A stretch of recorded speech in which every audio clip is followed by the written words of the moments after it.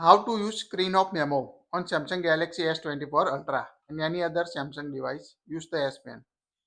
First of all, when you remove the S Pen on your device, you can see the screen on your lock screen.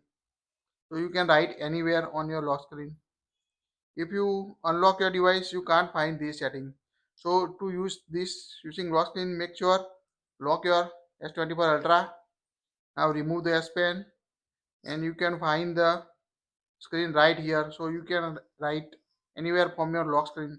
So make sure lock your screen to use these settings. You can also change the color like this from list, also change the size of a screen like this. You can see different,